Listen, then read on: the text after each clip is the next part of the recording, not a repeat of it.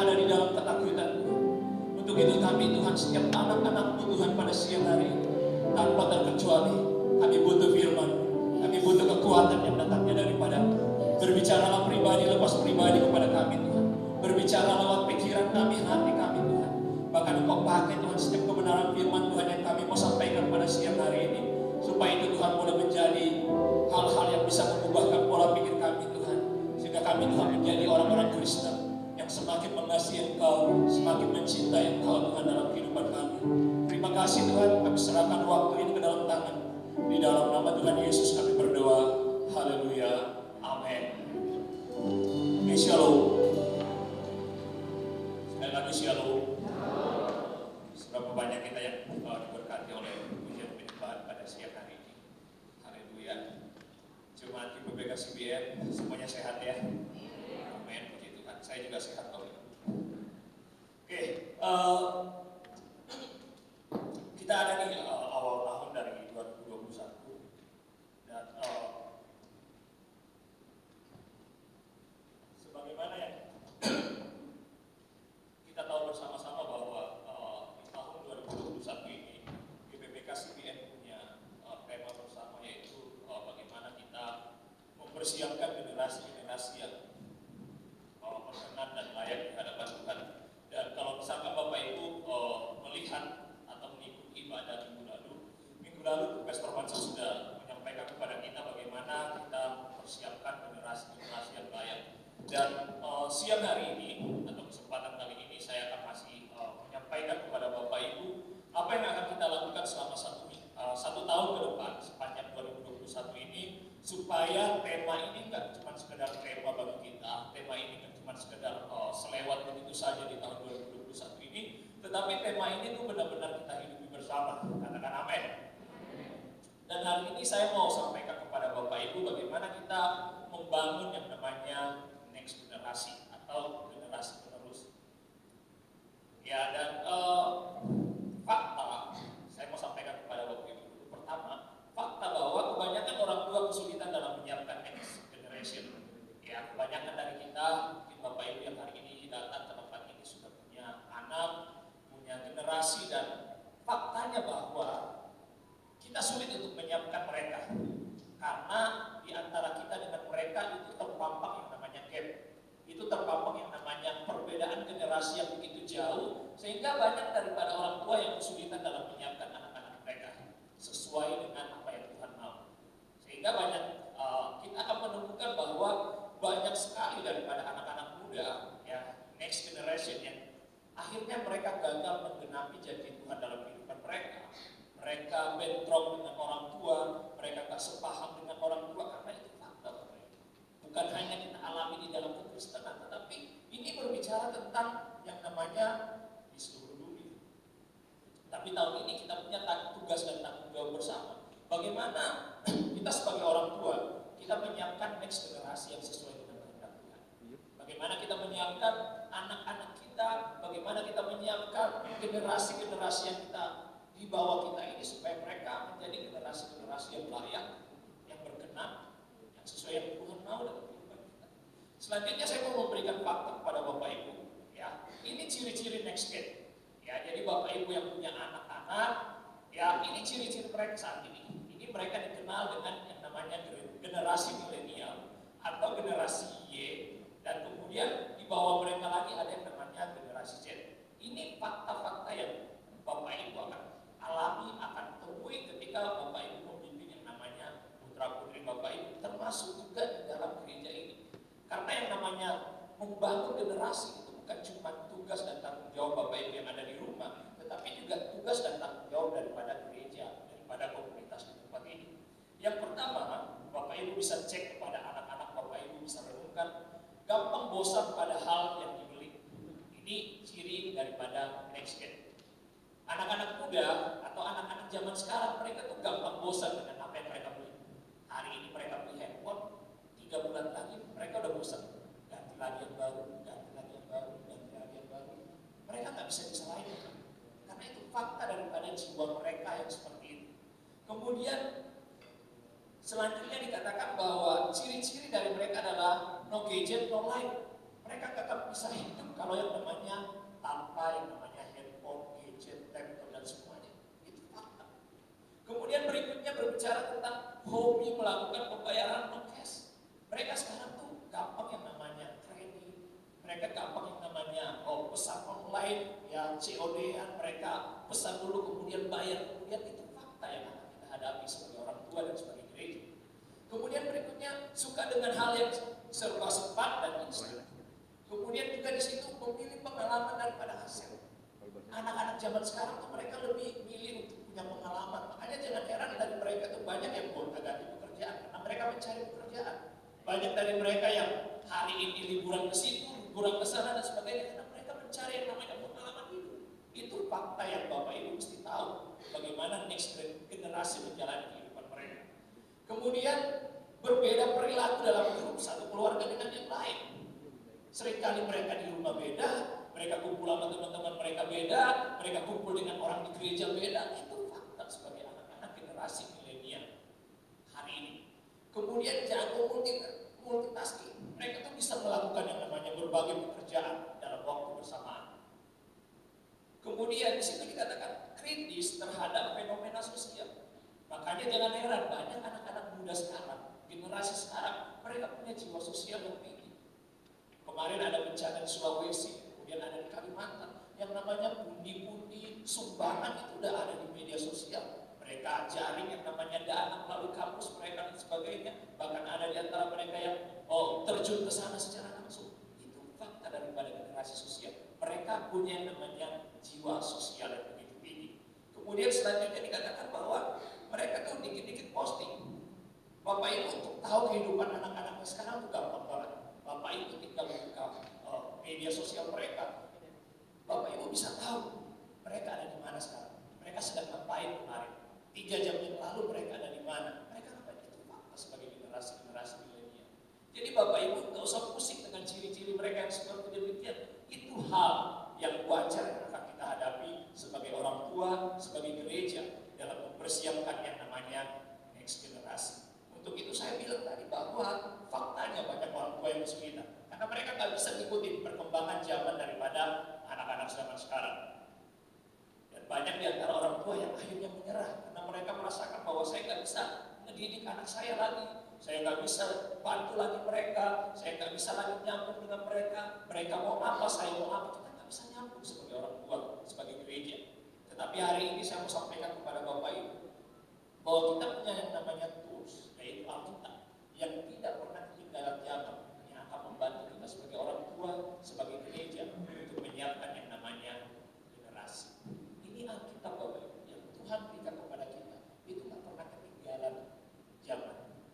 Mungkin updatean daripada apa yang kita punya, gadget kita lebih ketinggalan daripada mereka, kehidupan kita ketinggalan daripada mereka. Tapi ada satu hal yang tidak pernah ketinggalan dalam kehidupan anak-anak muda zaman sekarang, kehidupan kita ini yang namanya Alkitab.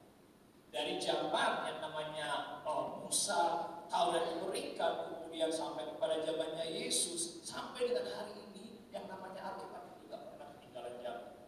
Dan ini yang akan menjadi pegangan kita sebagai gereja, sebagai orang tua. Bagaimana kita bisa belajar dari kebenaran-kebenaran Alkitab supaya kita bisa memimpin yang namanya anak-anak kita bisa menyiapkan anak-anak kita supaya di antara kita dengan yang namanya anak-anak kita itu gak ada yang namanya gap.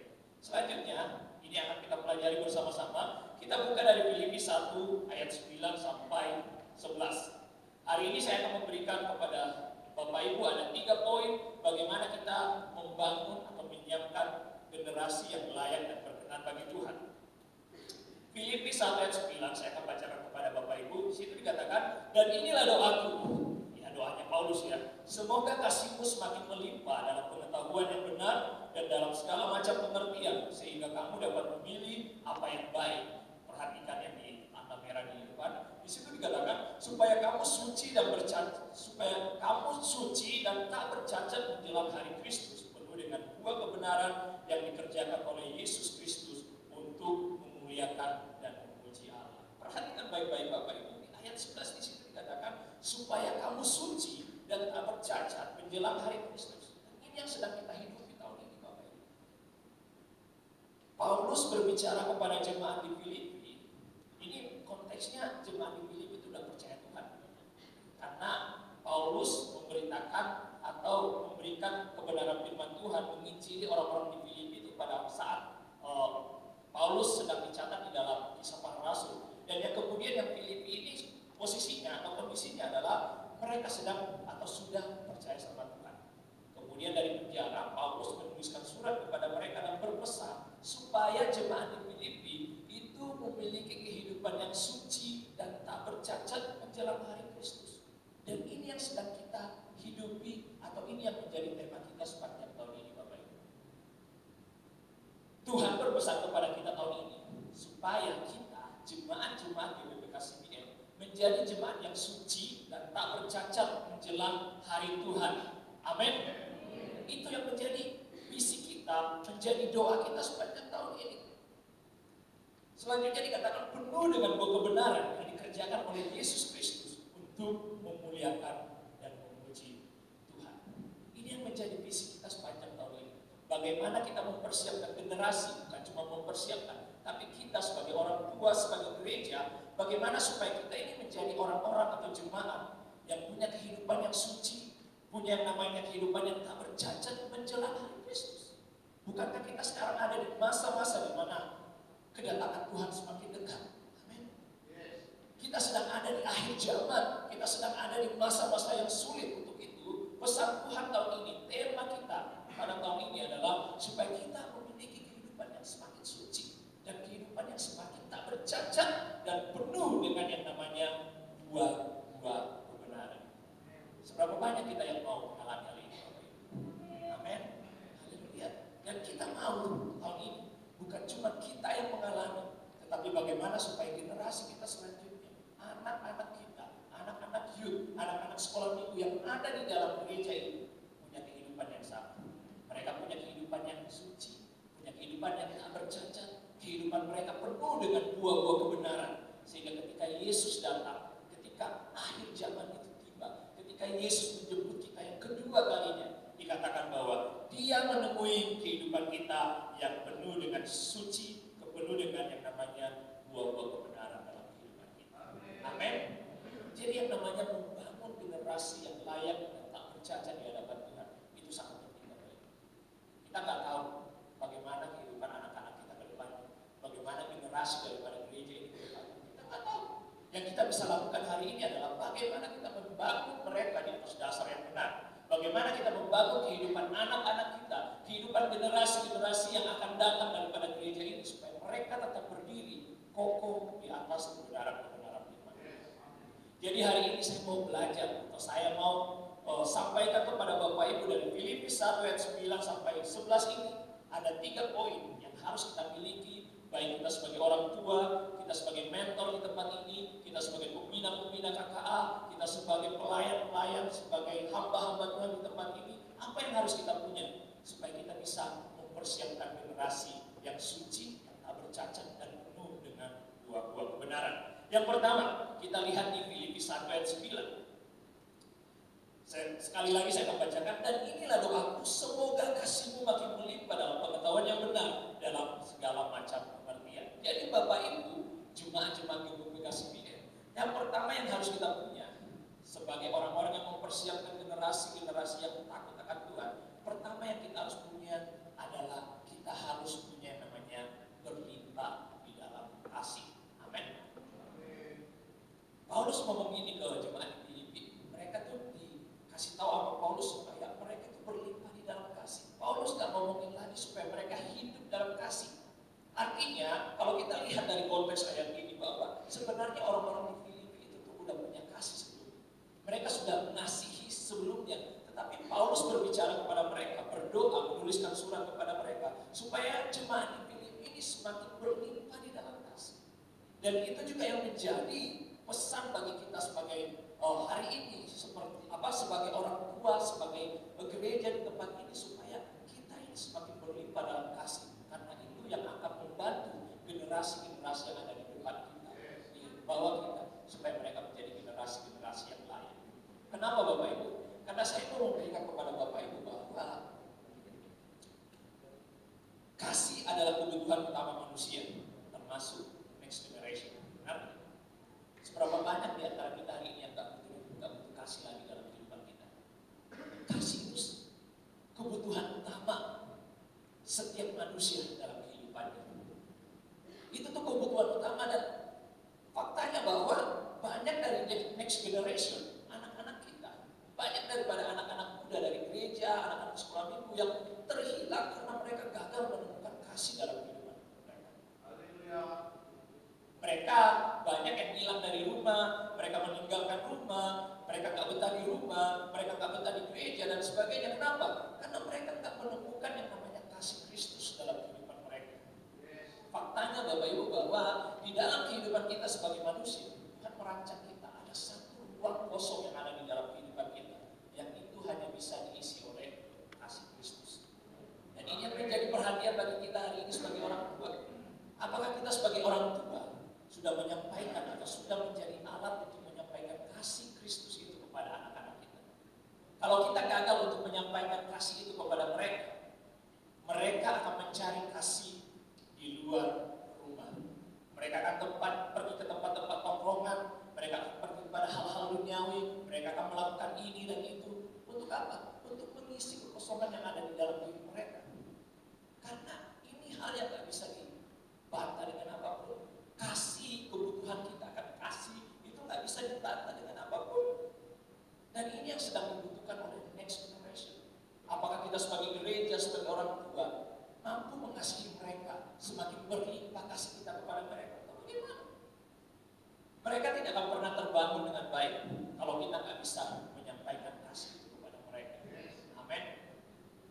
Next generation atau generasi penerus daripada gereja ini tidak akan pernah bertumbuh, tidak akan pernah maju kalau mereka tak merasakan yang namanya kasih di dalam kehidupan mereka.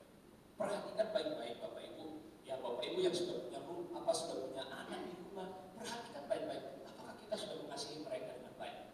Apakah anak-anak kita sudah merasakan kasih Kristus itu melalui tangan kita, melalui kehidupan kita? Karena itu kebutuhan mereka, itu nggak bisa ditolak Bapak Ibu. Makanya jangan heran Bapak Ibu kalau misalkan anak-anaknya lebih enak di luar, lebih nyaman dengan teman-temannya, karena itu cara mereka untuk memenuhi kasih yang ada di dalam kehidupan mereka.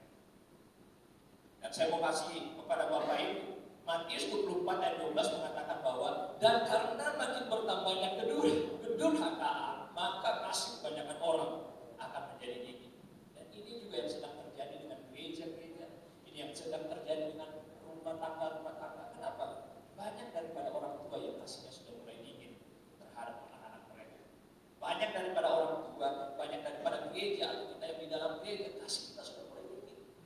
Padahal ini yang menjadi yang namanya kebutuhan, yang namanya tanda-tanda daripada akhir zaman sekarang. Makanya kalau Bapak Ibu melihat TV, melihat berita dan sebagainya, kita akan melihat begitu gampang orang tua ya membunuh anaknya, anak membunuh orang tuanya, ya kan? Ada pelecehan seksual di situ, anak-anaknya dimanipulasi, disuruh kerja ketika dia masih kecil dan sebagainya.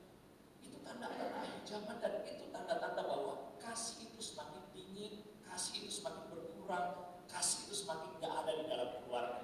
Dan ini sangat bahaya Bapak Ibu.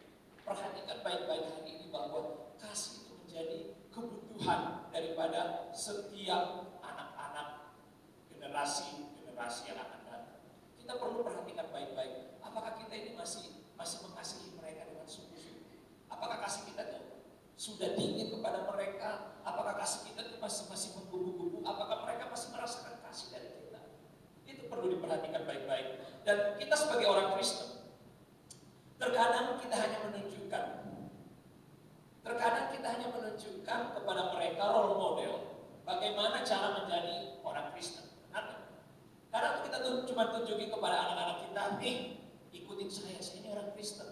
Hari Minggu saya di gereja, di rumah sebelum makan saya doa dulu, saya WPDA dan sebagainya. Kadang tuh kita sebagai orang tua, sebagai gereja, hanya menunjukkan kepada mereka bagaimana role model, cara menjalani kehidupan sebagai orang Kristen. Dan kadang kita menuntut setiap next generasi untuk mengikuti apa yang kita mau, apa yang kita lakukan. Ya, ikuti Bapak nih, rajin ke gereja dan sebagainya. Tapi pertanyaannya sekarang adalah, apakah kita sudah menunjukkan kepada mereka bagaimana esensi kehidupan daripada yang namanya kekristenan yang sesungguhnya, yaitu hidup dalam kasih. Ini yang anak-anak muda, anak-anak sekolah minggu, anak-anak kita di rumah sedang butuhkan. Mereka tak cuma butuh role model dari kita. Mereka tak cuma sekedar mau lihat kita rajin ibadah, mereka tak cuma sekedar mau lihat kita rajin pelayanan, mereka tak cuma sekedar mereka mau lihat bahwa kita itu rajin melakukan hal-hal aktivitas rohani, tetapi mereka mau merasakan apakah kita benar-benar mengasihi mereka, apakah kasih kita benar-benar melimpah kepada mereka. 1 Korintus 13 ayat 1-3 ini perlu kita renungkan baik-baik. dikatakan, sekalipun aku dapat berkata-kata dengan semua bahasa manusia dan bahasa malaikat, tetapi jika aku tidak mempunyai kasih, perhatikan baik-baik, aku sama dengan gong yang berkumandang dan canang yang gemericik. Di situ Paulus mengatakan bahwa sekalipun, ya karena kalau Bapak Ibu baca Alkitab, 1 Korintus ini berbicara tentang orang-orang Korintus yang sedang menggebu-gebu dalam pelayanan. Mereka bahasa roh, mereka melakukan yang namanya karunia-karunia rohani, mereka mengajar, mereka penginjilan, mereka mengadakan yang namanya mujizat-mujizat di sana. Tetapi di 1 Korintus 13 di sini, Paulus memberikan pesan kepada mereka. Paulus bilang gini, sekalipun aku dapat berkata-kata dalam sebuah bahasa manusia dan bahasa malaikat, tetapi kalau misalkan saya tak punya kasih, itu nggak ada apa-apanya, itu nggak ada. Itu juga jadi perenungan bagi kita hari ini. Kalau kita sebagai orang tua, sebagai gereja ini, ya begitu menggebu-gebu di dalam Tuhan, kita pelayanan, kita ini dan sebagainya, tetapi kalau kita nggak bisa mengasihi next generasi, nggak bisa mengasihi anak-anak kita dengan tulus, kasih kita nggak melimpah kepada mereka, dikatakan di situ bahwa itu sama dengan gong yang berkumandang dan canang yang merincik. Amin. Itu sama dengan tongkos yang bunyinya. Kemudian di situ di ayat 2 dikatakan, sekalipun aku mempunyai karunia untuk bernubuat dan untuk mengetahui segala rahasia dan memiliki seluruh pengetahuan, dan sekalipun aku memiliki iman yang sempurna untuk memindahkan gunung, tetapi jika aku tidak mempunyai kasih, aku sama sekali tidak berguna. Perhatikan baik-baik. Dan sekalipun aku membagi-bagikan segala sesuatu yang ada padaku, bahkan menyerahkan tubuhku untuk dibakar, luar biasa ya, menyerahkan tubuh untuk dibakar, dalam artian mereka martir untuk Tuhan. Tetapi ketika mereka tidak mempunyai kasih, sedikit pun tidak ada faedahnya bagi. Ini tidak perenungan bagi kita sebagai orang tua. Mungkin kita sudah melakukan banyak hal untuk anak-anak kita. Kita kerja siang malam untuk mereka, kita biayain sekolah mereka, kita kasih kehidupan yang layak bagi mereka, kita belikan mereka gadget yang paling mahal, kita ajak mereka liburan dan sebagainya dan sebagainya. Tetapi kalau kita nggak bisa mengasihi mereka dengan sungguh-sungguh, kasih kita nggak melimpah kepada mereka, itu sama aja dengan nol. Oke? Amin.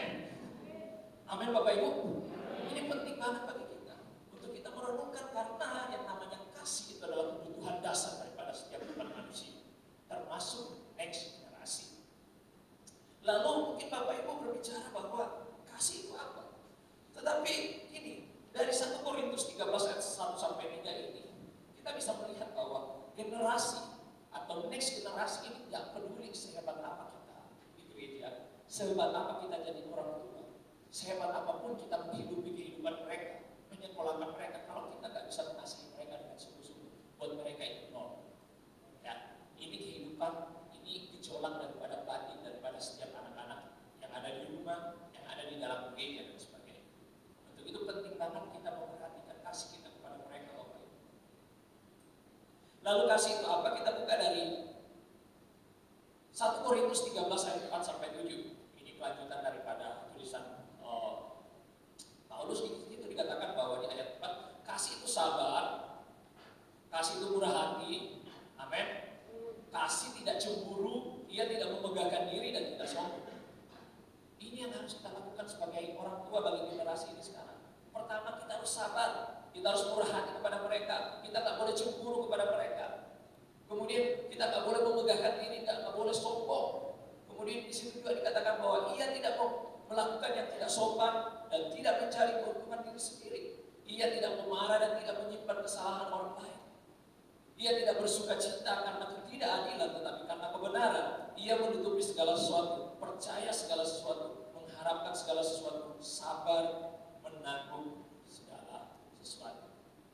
Ini begitu dalam pengertian daripada kasih. Banyak orang tua yang tidak sabar dalam menghadapi anak-anaknya. Amin. Anaknya udah dinasehati, masih tetap badu. Anaknya udah dikasih tahu, tetap badu dan sekarang dia nggak mau dengerin orang tua. Akhirnya orang tua itu jadi kepahitan sendiri. Kasih daripada orang tua itu jadi berkurang kepada anak-anaknya. Tetapi kalau kita lihat daripada 1 Korintus 13 ayat 4 sampai 7, kasih kita harus seperti yang demikian. Kasih kita harus seperti yang ditulis oleh Paulus ini. Dan ini yang harus kita punya sebagai gereja, ini yang harus kita punya sebagai orang tua saat ini. Kita harus punya kasih yang demikian. Saya mau memberikan kepada Bapak Ibu satu kesaksian.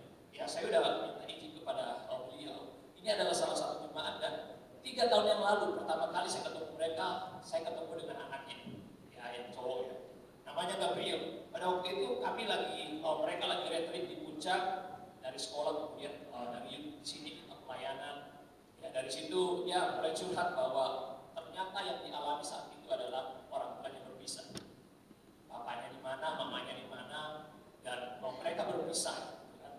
Kemudian berjalannya waktu, karena dia cerita, dia rindu, pengen orang tuanya bersatu lagi. Akhirnya waktu itu saya ketemu bapaknya, saya minta pendapat dari bapaknya bilang, oh saya nggak bisa, soalnya istri saya tuh kayak gini. Dia nggak bisa berubah. Saya mau balikin dia kalau dia udah berubah duluan.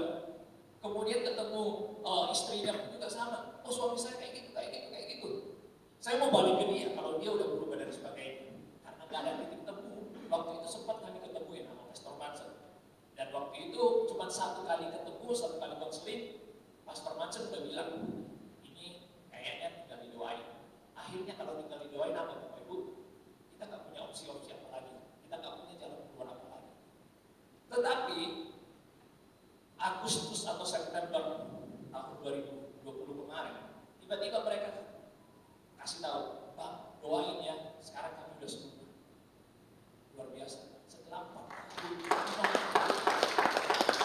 mereka berpisah dan sebagainya. Tapi hal yang menarik yang harus kita perhatikan bersama-sama Bapak Ibu, ketika mereka kasih tahu kayak gitu, hal pertama yang saya kasih tahu ke mereka atau tanya kepada mereka, hal apa yang membuat mereka mau kembali bersatu? Setelah melihat konseling, setelah melihat keegoisan mereka masing-masing, kayaknya nggak sulit untuk mereka bersatu lagi. Tetapi ketika saya tanya hal demikian ke mereka, mereka cuma bilang begini, kasihan anak-anak, kita berdua sepakat untuk merendahkan, mengalahkan ego kita masing-masing karena kita punya anak 3 yang harus kita perhatikan ke depannya. Amin. Dan inilah kasih yang sesungguhnya Bapak Ibu. Kita merendahkan ego kita, mengalahkan ego kita karena ada next generasi yang ada di bawah kita. Karena saat ini banyak orang tua yang hidup dalam egois.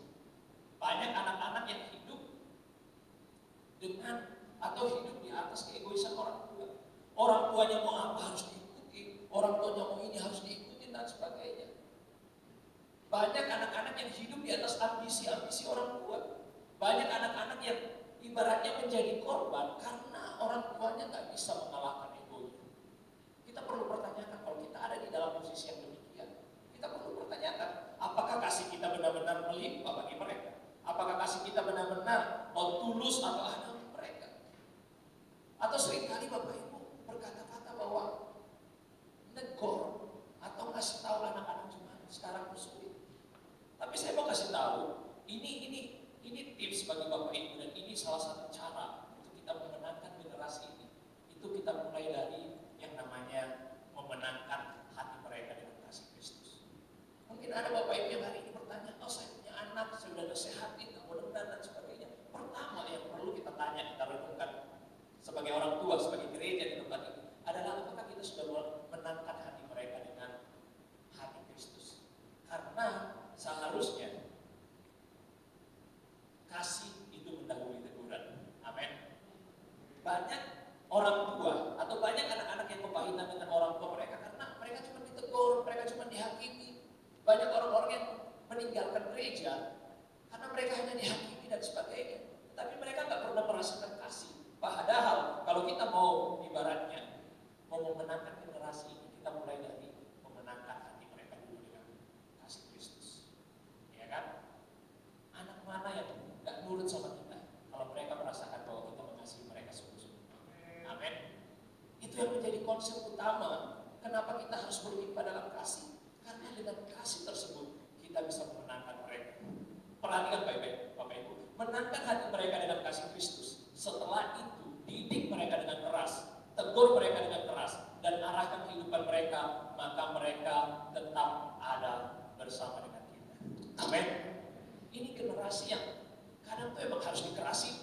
Ini generasi yang emang kadang harus ditegur dan sebagainya. Tetapi kunci untuk kita bisa memenangkan mereka, kunci supaya kita bisa ibaratnya tetap ada bersama dengan mereka, kalau kita bisa mengasihi mereka terlebih dahulu. Roma 5 ayat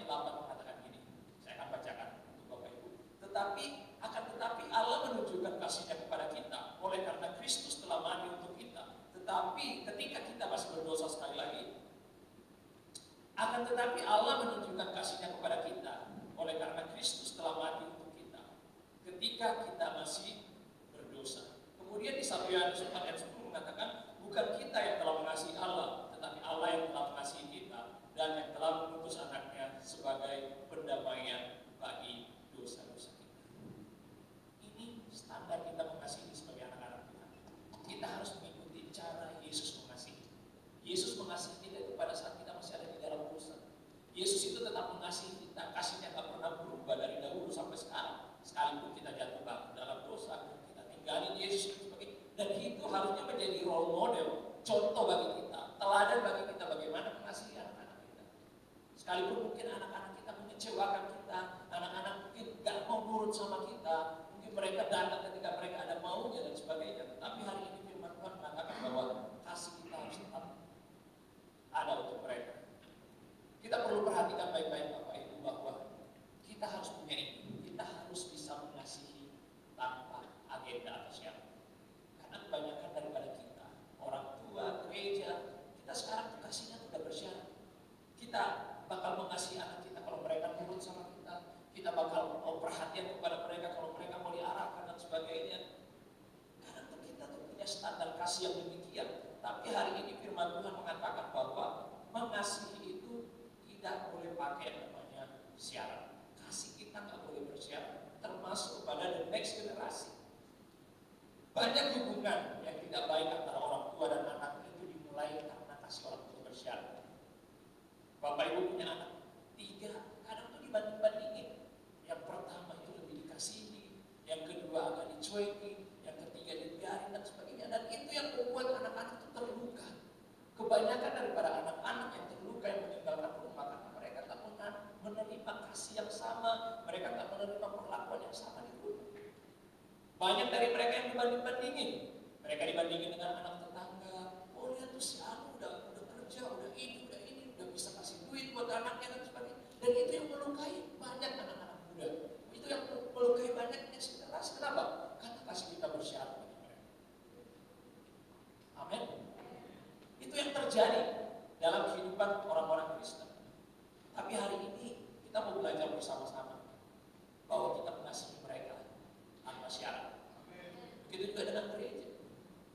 Dia mau pelayanan, dia mau punya bakat yang banyak, dia mau punya keahlian, dia mau orang-orang aktif di gereja atau orang baru dan sebagainya. Kasih kita harus tetap sama kepada mereka.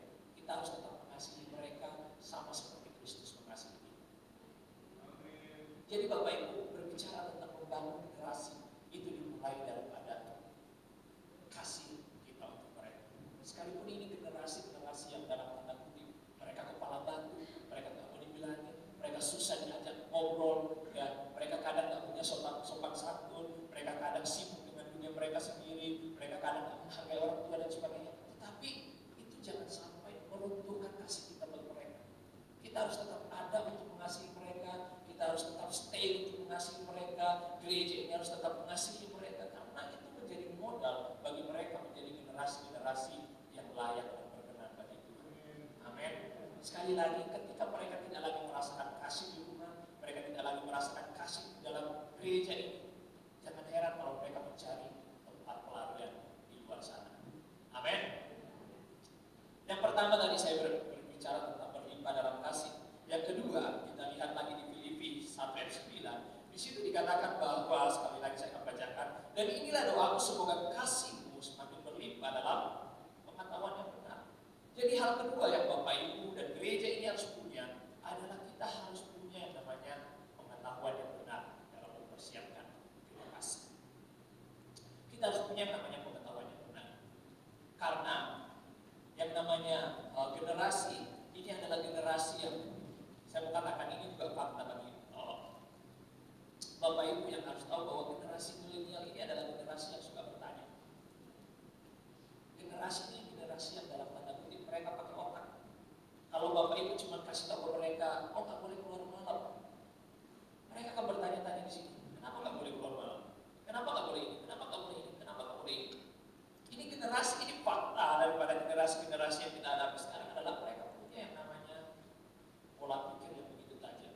Mereka menjadi generasi-generasi yang selalu bertanya-tanya. Mereka menjadi generasi-generasi yang selalu punya yang namanya pemahaman yang lebih hari ke hari. Untuk itu penting banget sebagai orang tua, sebagai gereja, kita penting untuk punya yang namanya pengetahuan yang benar. Karena Hosea 4 ayat 6 mengatakan ini, umatku binasa karena tidak mengenal Allah. Karena engkau yang menolak pengenalan itu, maka aku menolak engkau menjadi imamku. Dan karena engkau melupakan pengajaran Allahmu, maka aku juga akan melupakan anak-anak. Perhatikan baik-baik. Karena engkau melupakan pengajaran Allahmu, maka aku juga akan melupakan anak-anak. Perhatikan baik-baik Bapak Ibu. Ini berbicara tentang rumah tangga kita masing-masing. Kita harus melihat bahwa di dalam rumah kita perlu punya yang namanya pengajaran. Kita harus bisa sejak sekarang memperkenalkan anak-anak kita kepada Kristus. Kita harus bisa di dalam rumah, kita harus bisa punya yang namanya pengajaran. Karena Hosea 4 ayat 6 mengatakan bahwa karena engkau melupakan pengajaran Allahmu, maka aku akan melupakan anak-anak. Artinya gini, kalau kita sebagai orang tua gak berusaha untuk mengenal Allah lebih baik, Tuhan juga akan melupakan generasi-generasi lain. Itu penting banget sebagai orang tua. Makanya tanggung jawab sebagai orang tua, tanggung jawab sebagai gereja untuk mempersiapkan generasi itu sesuatu yang mulia, tetapi di balik itu ada pengorbanan yang harus kita lakukan. Dan salah satu hal yang harus kita lakukan hari ini adalah yang namanya punya pengetahuan, punya pemahaman yang benar, pengetahuan yang benar, ya. Dan sumber pengenalan kita akan pengetahuan akan Allah itu semuanya bersumber dari Alkitab. Amin. Semuanya itu bersumber dari Alkitab. Tapi faktanya Bapak Ibu ini, berapa banyak daripada kita di rumah kita hari-hari ini yang masih punya kebiasaan untuk membahas yang namanya kebenaran firman Tuhan dalam rumah kita masing-masing. Amin. Seberapa banyak dari kita hari ini, ya, orang tua yang masih mengajarkan kepada anak-anak kita tentang kebenaran firman Tuhan. Kadang kita hanya mempercayakan yang namanya pengenalan akan Tuhan itu ke gereja. Yang penting kamu ke gereja, kamu ikut KKA, kamu belajar firman Tuhan di sana. Tetapi kita yang ada di rumah itu nggak pernah mengajarkan mereka tentang kebenaran firman Tuhan. Padahal tanggung jawab untuk memperkenalkan Tuhan kepada mereka itu harusnya di tangan orang tua. Amin. Perhatikan baik-baik Bapak Ibu. Kalau kita mau bilang bahwa kita mau punya anak-anak, kita mau generasi di bawah kita itu adalah generasi yang benar. Satu hal yang harus kita perhatikan adalah apakah kita masih mengajari mereka kebenaran firman Tuhan? Apakah kita masih membiasakan mereka untuk baca firman di rumah? Coba renungkan Bapak Ibu sebagai orang tua, kapan terakhir kita kirim renungan kepada anak-anak kita? Kapan terakhir kita share firman kepada mereka? Kapan terakhir kita ngomongin firman kepada mereka? Itu tuh sesuatu yang kayaknya menjadi hal yang baku di dalam atau kaku di dalam rumah tangga kita masing-masing. Ini korban Bapak Ibu. Saya pernah mengalami hal yang sama. Usia 14, saya ke Bogor dan saya tinggal dengan paman saya. Puji Tuhan, paman saya seorang yang ibaratnya punya ekonomi yang bagus. Dia seorang orang yang aktif di kehutanan pada waktu itu. Ya, di dalam hal kerohanian, dia juga seorang diaken di salah satu gereja besar di Bogor. Cuma yang namanya pengajaran tentang firman Tuhan itu gak pernah saya dapatkan. Sabtu malam cuma dibilangin gini, nanti besok gereja ya, persembahan sama ongkos saya taruh di atas kulkas. Selesai. Habis itu balik dari gereja gak pernah ditanya, tadi belajar firman apa. Kemudian hari Senin, Selasa gak pernah dibahas tentang kebenaran firman Tuhan. Sehingga saya pribadi pun juga harus mencari-cari yang namanya kebenaran firman Tuhan itu sendiri. Saya harus mencari-cari yang namanya firman Tuhan itu sendiri. Kita harus yang namanya ngalamin proses, kita harus yang namanya ngalamin hal-hal yang sulit, baru kita ketemu yang namanya firman Tuhan. Masih penting, masih puji Tuhan, kasih karunia kalau bisa ketemu Bapak Ibu. Tapi banyak daripada anak-anak muda sekarang yang mereka akhirnya pergi ke dunia luar, mereka mencari kebenaran-kebenaran di tempat yang salah dan mereka tidak pernah mendapatkan. Kenapa? Karena mereka gak pernah dibiasakan untuk mengalami yang namanya pengenalan akan Tuhan dari rumah. Amin. Bapak Ibu, kita renungkan sama-sama. Apakah kita sebagai orang tua masih menyampaikan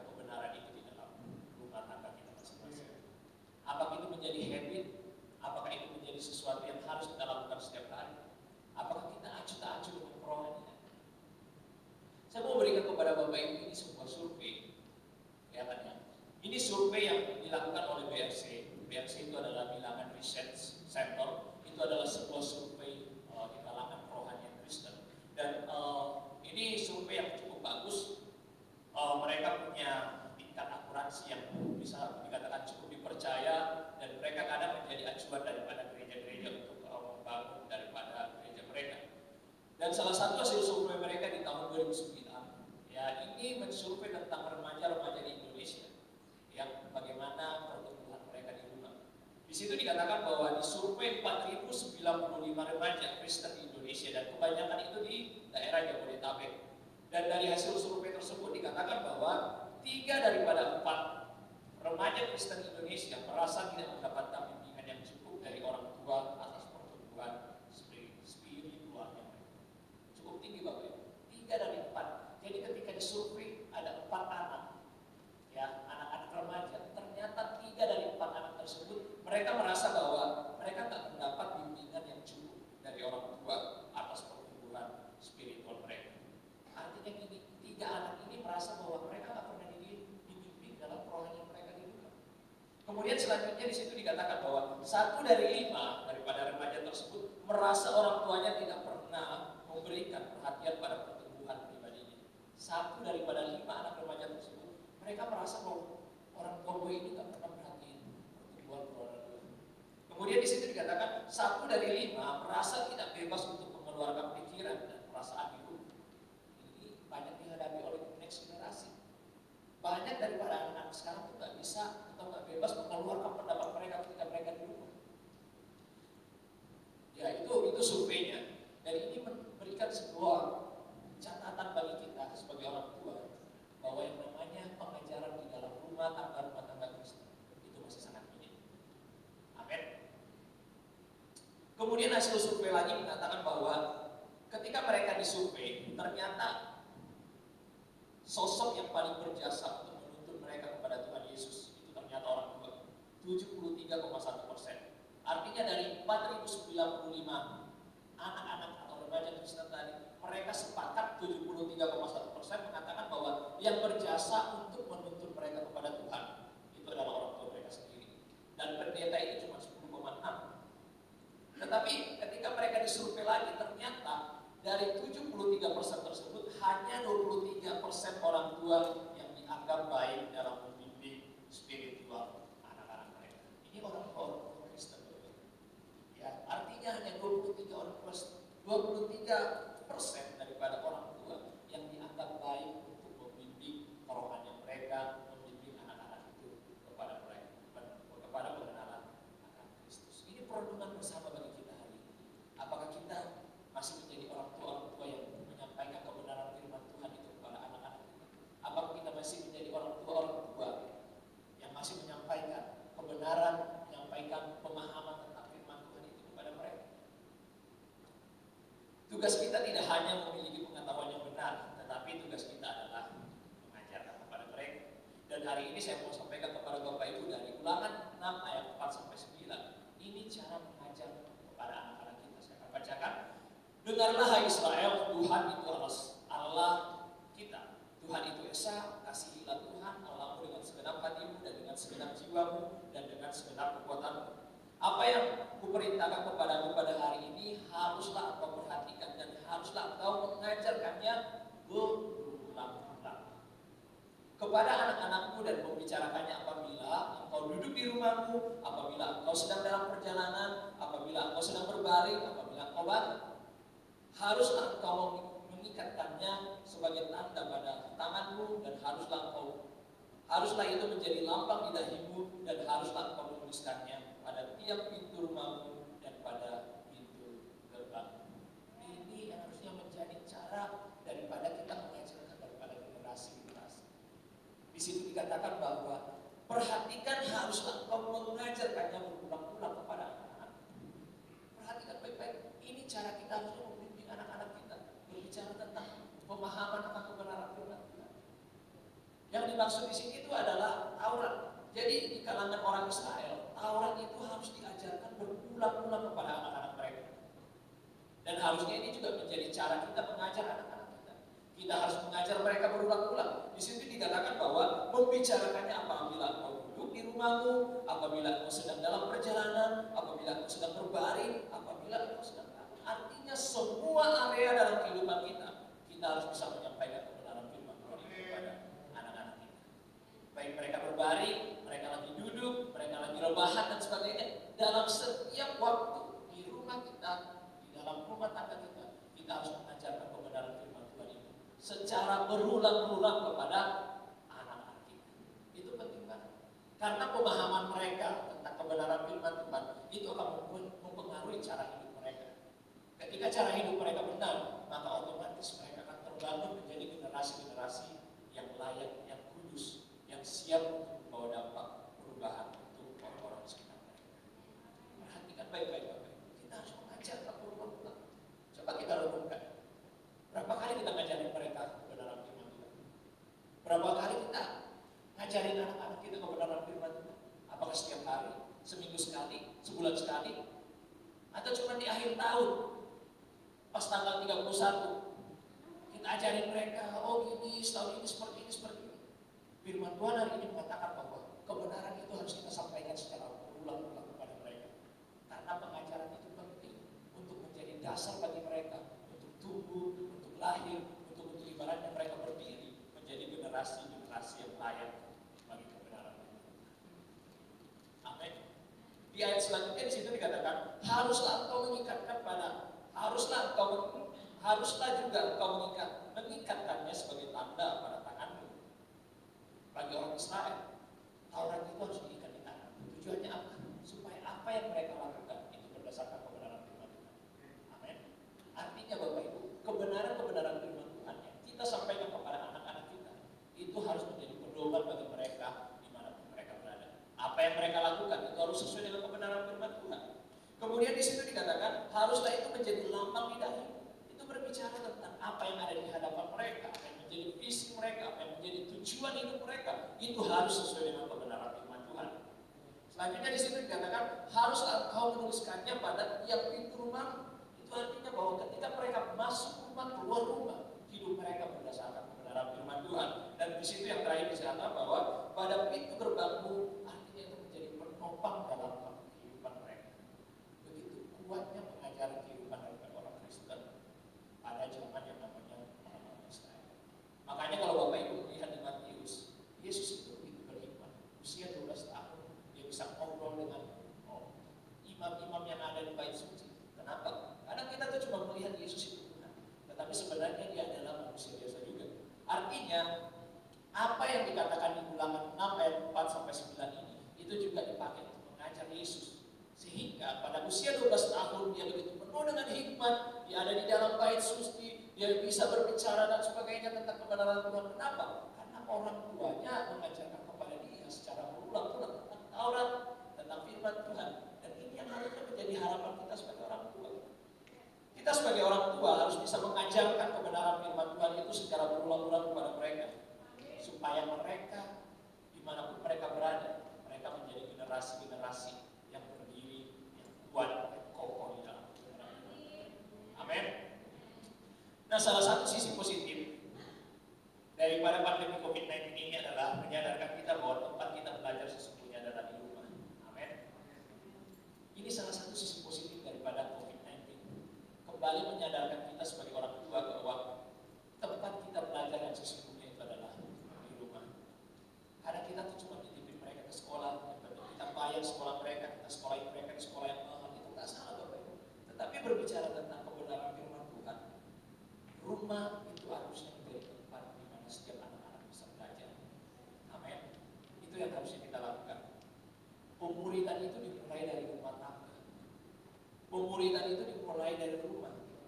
Dan kalau kita lihat, keluarga atau rumah tangga itu punya peranan yang begitu penting di dalam kita. Adam dan Hawa memulai pelayanan mereka di dunia ini dari keluarga. Bangsa Israel itu memulai yang namanya suatu bangsa yang besar itu dari satu keluarga, keluarga Abraham. Yesus datang ke dunia ini lahir melalui keluarga. Jadi yang namanya keluarga itu punya peranan yang sangat penting, khususnya dalam pembelajaran nasib anak-anak kita ke depannya, bagaimana mereka nanti ke depannya, itu semuanya tergantung dari cara kita mengajar ini. Kita nggak bisa menjaga anak-anak kita 24 jam. Betul? Kita nggak bisa jaga mereka 24 jam. Apalagi kalau mereka udah mulai SMP, mulai udah pubertas, mereka udah risih kalau ditanya-tanyain kamu di mana, mereka udah risih. Dan kita nggak bisa menjaga mereka selama 24 jam penuh. Tetapi pengajaran kita, kebenaran firman Tuhan yang kita sampaikan kepada mereka, itu akan menjaga kehidupan mereka, itu akan menjadi alarm dalam hati mereka yang akan menuntun mereka dimanapun mereka berada. Amin. Ini penting banget Bapak Ibu. Ya, jadi kalau misalkan kita udah ajari mereka kebenaran, kita harusnya nggak perlu khawatir akan kehidupan mereka.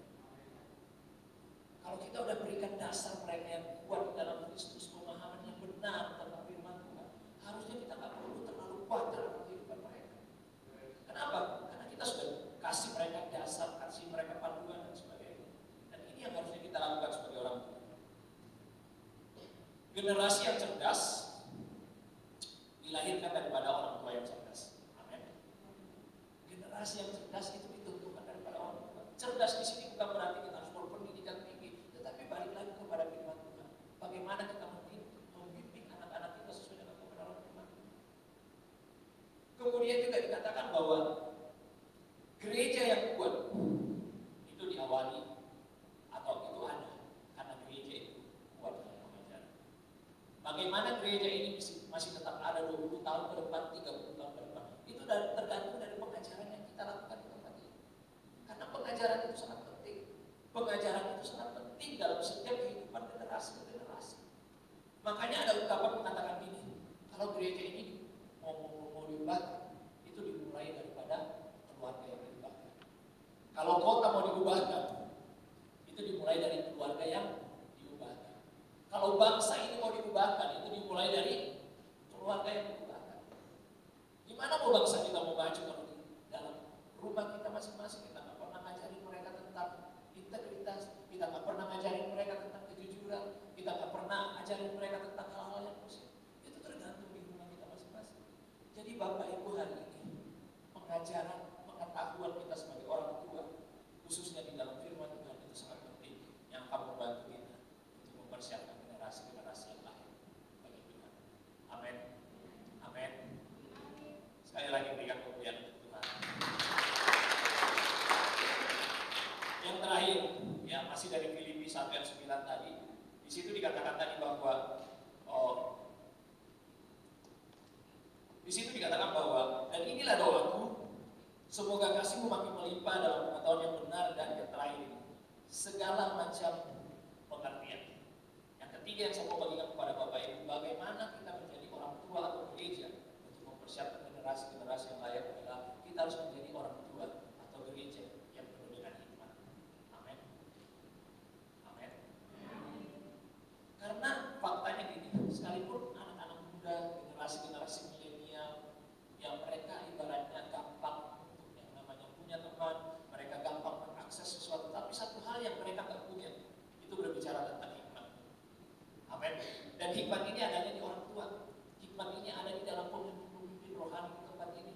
Ayub 12 ayat 12 mengatakan, konon hikmat ada pada orang-orang tua dan pengertian pada orang yang lanjut umurnya.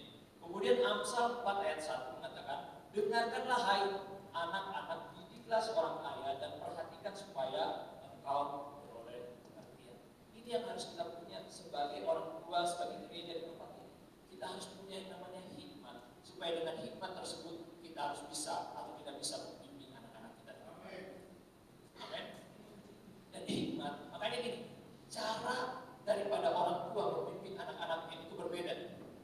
Keluarga satu, keluarga dua, keluarga tiga itu berbeda masing-masing. Itu tergantung daripada hikmat orang tua. Makanya orang yang berhikmat atau orang tua yang berhikmat, mereka akan mengarahkan anaknya dengan baik. Ada orang tua yang membebaskan anaknya, yang mau pacaran usia SMP, SD, terserah. Itu berbicara tentang hikmat. Ada orang tua yang kasih catatan ke anaknya, oh kamu nanti pacaran pada saat udah kuliah dan sebagainya. Itu tergantung daripada hikmat. Ada orang tua yang membolehin anaknya merokok, membolehin minum alkohol dan sebagainya. Ada orang tua yang ibaratnya terserah anaknya mau balik jam 12 malam, jam 1 subuh dan sebagainya. Itu tergantung daripada hikmat kita sebagai orang tua. Bagaimana untuk mengarahkan keluarga atau generasi-generasi yang ada di bawah kita. Makanya penting banget bagi orang tua untuk punya yang namanya hikmat yang datangnya dari Tuhan. Karena hikmat punya itu juga banyak. Coba Bapak Ibu buka internet, di situ tuh banyak cara mendidik anak. Tapi itu kan hikmat-hikmat dari dunia. Itu cara-cara orang dunia. Yang kita butuhkan sekarang adalah hikmat nih yang datangnya dari Tuhan. Bagaimana supaya kita bisa mengarahkan anak-anak yang dipercayakan kepada kita, supaya mereka berjalan sesuai dengan apa yang Tuhan mau. Itu penting banget. Dan gini Bapak Ibu, saya mau kasih tahu kepada Bapak Ibu, kalau kita nggak berhikmat sebagai orang tua, kita akan dikibulin habis-habisan sama anak-anak kita.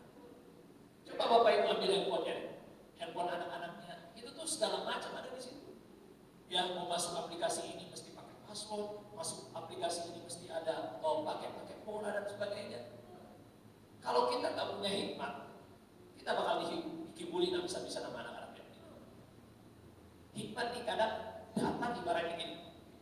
Saya tulis di sini, hikmat adalah kemampuan untuk memahami dan mengatasi masalah-masalah kehidupan sehari-hari, cara pandang dan cara hidup yang secara pola guna, pola pikir yang sesuai dengan pola pikir Allah. Hikmat orang tua itu kenapa penting? Karena kadang kita nggak ngerti anak ini seperti apa, tapi Tuhan kasih kita hikmat bagaimana untuk membimbing. Kadang kita ini udah buntu sebagai orang tua, sebagai gereja, bagaimana membimbing ini orang, tapi karena hikmat itu datang, kita bisa membimbing. Ini yang sedang dibutuhkan oleh keluarga-keluarga, orang tua, gereja-gereja di tempat ini. Karena nggak semuanya itu tertulis di Alkitab, Bapak Ibu. Alkitab nggak menulis anak harus pacaran berapa. Alkitab nggak menulis ini anak tuh bolehnya keluar malam sampai batasannya berapa. Alkitab nggak menulis itu. Tetapi kenapa kita mesti punya aturan yang demikian? Karena kita punya namanya hikmat yang datang dari Tuhan. Belum lagi berbicara tentang masa depan anak. Kita juga perlu hikmat di situ. Kita ini sebagai orang tua perlu hikmat bagaimana melihat potensi dalam anak ini, bagaimana melihat sekolahnya dia. Itu semuanya butuh hikmat. Untuk itu ini yang sangat penting perlukan di dalam keluarga-keluarga, dalam gereja di tempat ini, itu berbicara tentang hikmat. Kita sebagai orang tua harus punya ini, karena ini yang sangat penting. Dan anak muda, next generasi, itu gak punya hal ini. Mereka kadang ikut-ikutan temannya, oh temannya kuliah di sana, saya ikut. Mereka temannya ada di sana, mereka ikut dan sebagainya. Itu tuh wajar, karena mereka gak punya hikmat. Untuk itu kita sebagai orang tua, kita harus bisa mengarahkan mereka dengan berbekal hikmat yang datang dari Tuhan. Sekali lagi, orang yang takut akan Tuhan, itu akan memiliki hikmat dalam kehidupannya. Artinya kita sebagai orang tua, kalau kita takut akan Tuhan, hikmat itu akan datang dengan sendirinya. Amin. Kita tutup dengan Mazmur 78 ayat 3-7. Saya undang teman-teman yang Mazmur 78 ayat 3-7. Saya akan bacakan untuk Bapak Ibu. Di situ dikatakan, yang telah kami dengar dan telah kami ketahui dan yang diceritakan kepada kami oleh nenek moyang kami. Kami tidak hendak sembunyikan kepada anak-anak mereka, tetapi kami akan ceritakan kepada angkatan yang kemudian puji-pujian kepada Tuhan dan kekuatannya dan perbuatannya yang ajaib telah dilakukannya.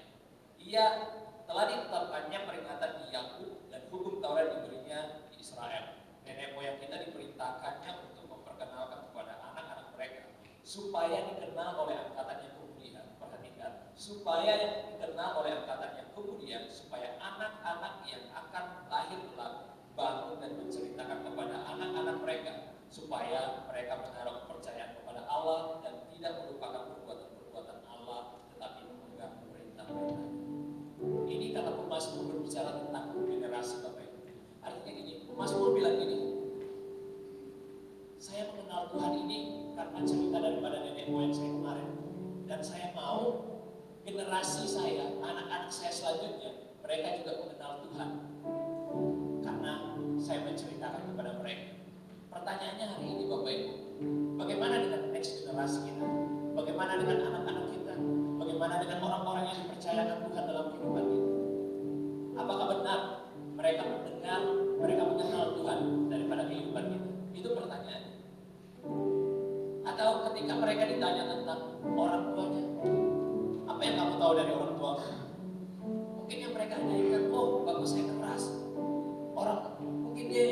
dia ceritakan kebencian, yang mungkin hanya yang dia ceritakan kepahitan. Oh, bapak saya tak bertanggung jawab, segala macam. Ini tergantung dari apa yang kita lakukan kepada mereka. 3 hal yang saya bagikan kepada bapak ibu. Bagaimana kita sebagai orang tua, kita sebagai gereja di tempat ini dalam mempersiapkan generasi yang layak dan berkenan sama Tuhan. Pertama, berbicara tentang berlimpah dalam kasih. Perenungannya hari ini adalah apakah kita masih mengasihi mereka. Jangan bilang mereka udah besar, mereka udah dewasa. Sampai kapanpun yang namanya manusia itu tetap butuh yang namanya kasih. Yang kedua itu berbicara tentang pemahaman, pengetahuan kita yang benar akan firman Tuhan. Apa yang kita ajarkan dengan anak-anak kita ini? Berharap setelah balik dari tempat ini, kita mulai membangun habit yang baru. Kita mulai membangun kebiasaan yang baru. Bahwa di dalam rumah kita harus mengajarkan anak-anak kita kebenaran firman Tuhan. Jangan bilang sulit untuk memulai. Jangan bilang ini tidak terbiasa. Kita harus bisa membiasakan. Karena itu adalah kebutuhan daripada generasi. Dan yang terakhir itu berbicara tentang hikmat. Ini sangat penting Bapak. Hikmat akan kita dapatkan. Hikmat akan kita peroleh ketika kita dekat, kita takut akan Tuhan. Jadilah orang tua, jadilah gereja-gereja yang senantiasa dekat dengan Tuhan, mengandalkan Tuhan dalam kehidupan kita. Kita bangkit berdiri bersama-sama dan kita mau merenungkan kebenaran firman Tuhan. Amin Yesus.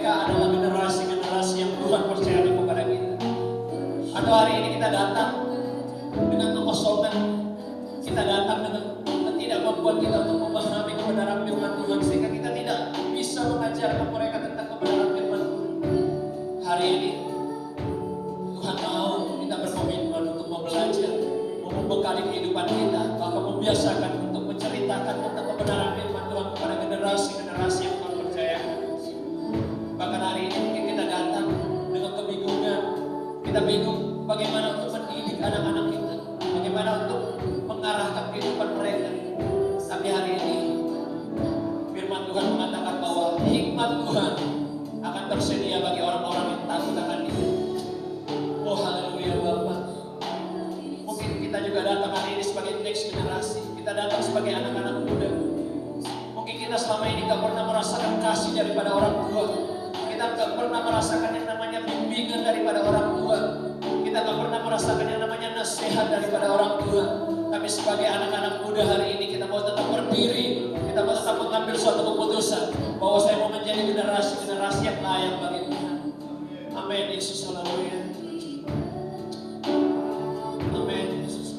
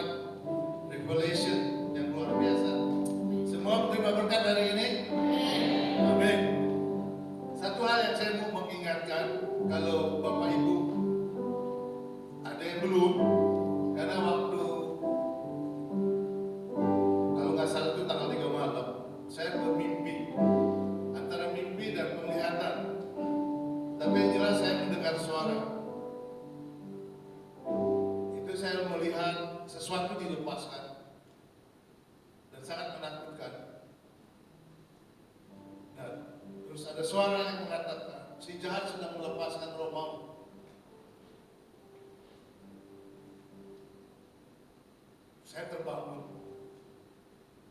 Saya takut sekali. Nggak pernah takut itu sebegitu takut selama saya mendapat penglihatan, dapat hal-hal yang di alam supranatural. Saya nggak pernah takut seperti itu. Tapi hari itu saya takut sekali. Dan saya tahu ada suara yang penuh kasih. Suara Bapak mengatakan, berikan minyak berapa setiap kembang pintu rumah.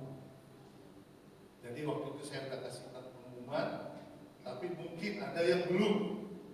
Tolong kita taat aja dengan apa yang Tuhan telah perlihatkan.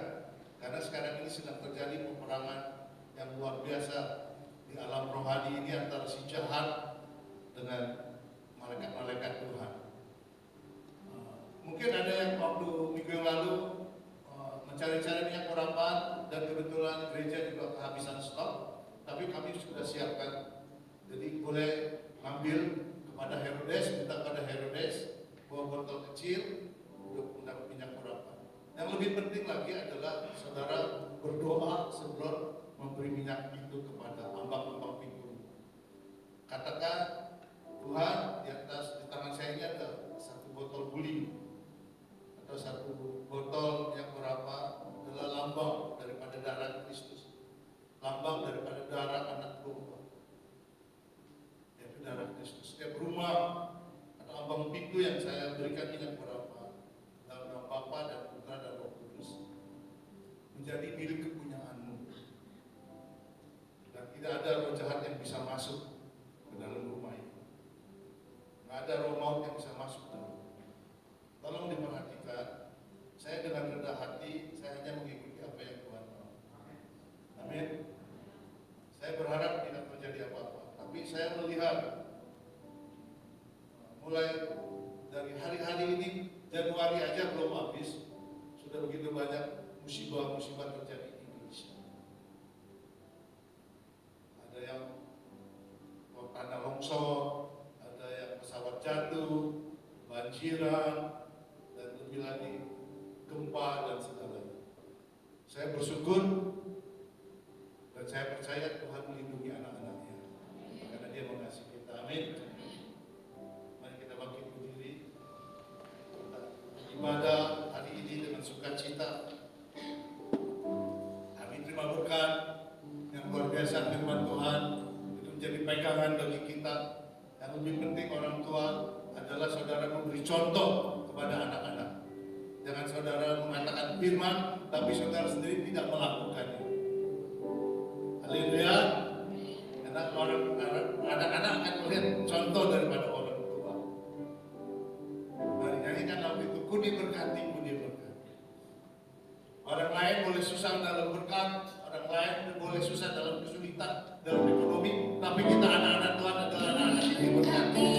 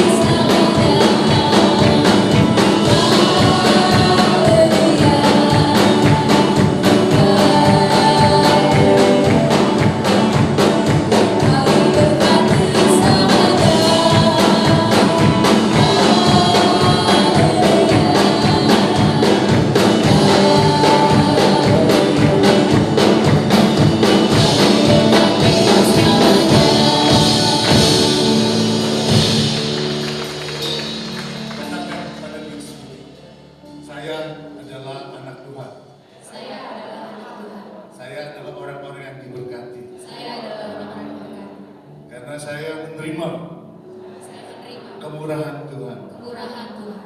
Bapa di surga, kami bersyukur karena begitu besar kasih-Mu kepada kami. Engkau tidak mau kami terhilang. Engkau yang memilih kami sebelum dunia dijadikan. Engkau jadikan kami biji mata-Mu. Engkau jadikan kami bait-Mu yang kudus. Engkau pelihara kami seperti Engkau memelihara orang-orang Israel yang kuat dari Mesir. Engkau bawa ke tempat di mana satu negeri yang berkelimpahan. Engkau pelihara kami sepanjang perjalanan hidup kami. Terima kasih Tuhan untuk pengajaran hari ini. Engkau tidak mau ada satu generasi kami yang terhilang. Kami percaya Tuhan, kedatangan-Mu sudah sangat dekat. Karena tanda-tanda yang terjadi di dunia ini kami lihat membuktikan bahwa firman-Mu adalah kebenaran. Dan Engkau sedang menggenapi firman-Mu Tuhan. Dunia sedang digoncangkan oleh banyak masalah.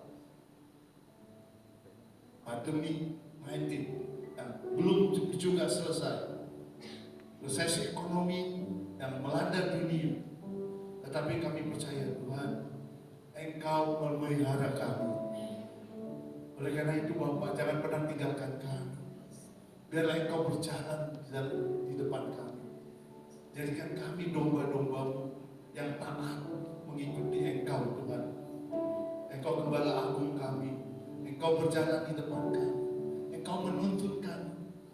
Engkau membalikan kami ke rumput yang hijau, ke air yang tenang. Bahkan tongkat dan gadamu selalu Tuhan kami. Walaupun kami di dalam lembah kekelaman, tapi kami tidak pernah takut karena kami melihat Engkau ada bersama kami. Engkau menyiapkan mana-mana setiap pagi hari, Tuhan. Sehingga kami tidak pernah kekurangan apapun. Bahkan di saat kami ada dalam hadirat-Mu, Tuhan, seperti Adam dan Hawa waktu ada dalam hadirat, segala makanan, segala kebutuhan mereka itu cukupi. Mereka tidak pernah kekurangan apa-apa. Kami mau, Tuhan, kemuliaan yang hilang karena dosa, Engkau sudah kembalikan karena Yesus ada bersama kami. Kemuliaan itu sudah nyata dan kemuliaan itu ada bersama kami. Hadirat-Mu senantiasa ada bersama kami.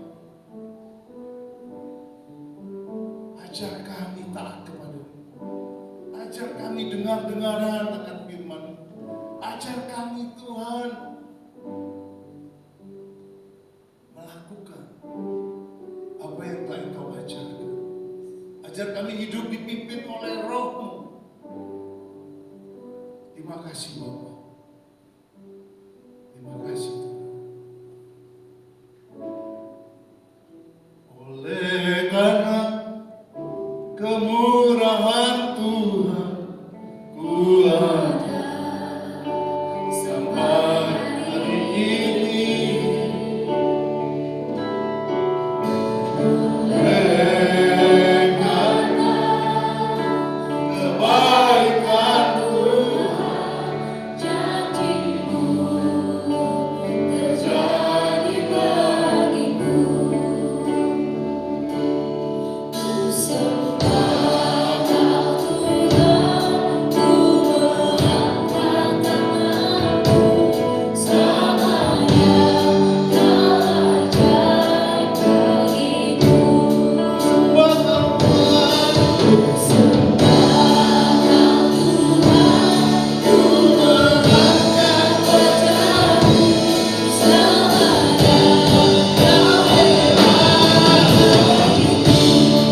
dikatakan oleh kemurahan.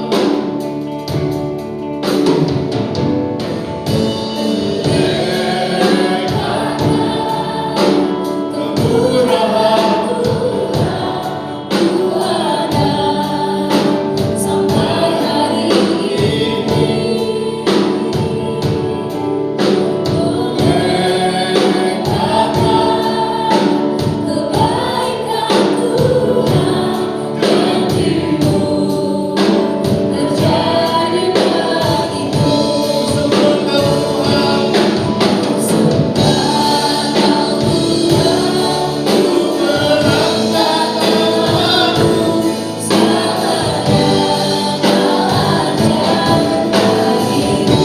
Sembah Kau Tuhan, ku mengangkat wajah-Mu. Selamanya Kau hebat bagiku. Sembah Kau Tuhan, ku mengangkat tanganku. Selamanya Kau ajaib bagiku. Sembah Kau Tuhan, ku mengangkat wajah-Mu. Selamanya Kau hebat bagiku. Biarlah kemurahan-Mu terus ada bersama kami. Tahun-tahun ini Engkau berkata tahun kemurahan bagi kami. Sementara Tuhan kami memperbaiki diri kami memperbaiki generasi kami. Beri terus kemurahan-kemurahan-Mu kepada kami.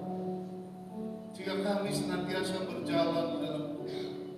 Bukan karena gagah kami, bukan karena kekuatan kami, bukan karena kepintaran kami, Tuhan. Tapi karena memang Engkau yang mengasihi kami. Terima kasih, Bapa. Tidak karena Allah, tidak karena Allah.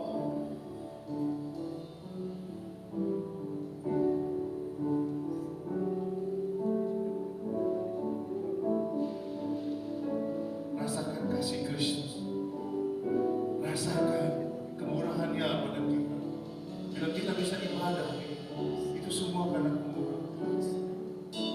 masih bisa hidup, kalau kita masih bisa bersyukur, itu karena kemurahan. Engkau baik, Engkau sangat baik, Engkau baik. Haleluya, haleluya. Terima kasih, terima kasih. Kami bersyukur, kami bersyukur.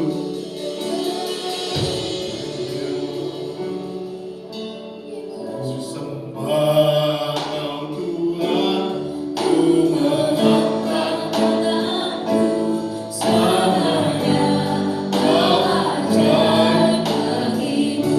Sembah Kau Tuhan, ku mengangkat wajahku samanya Kau hebat bagiku.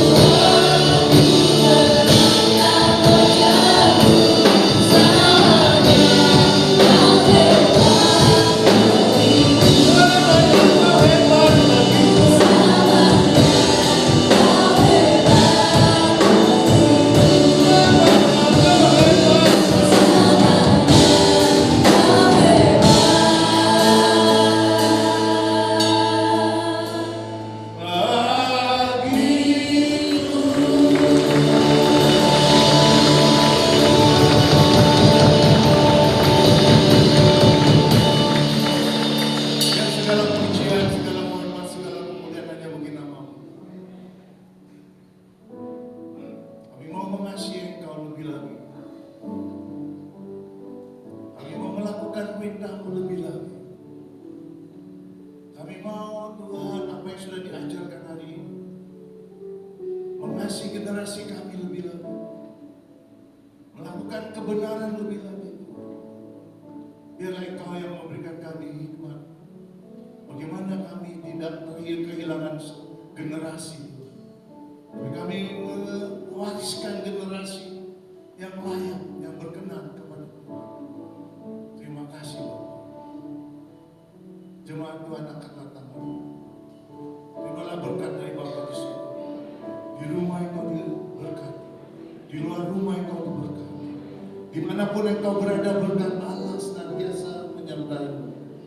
Terimalah cinta kasih Yesus Kristus, penyertaan, kuat kuasa, urapan dan perlindungan daripada Roh Kudus sampai semua kita di Maranatha diangkat menjadi mempelai-mempelai Kristus.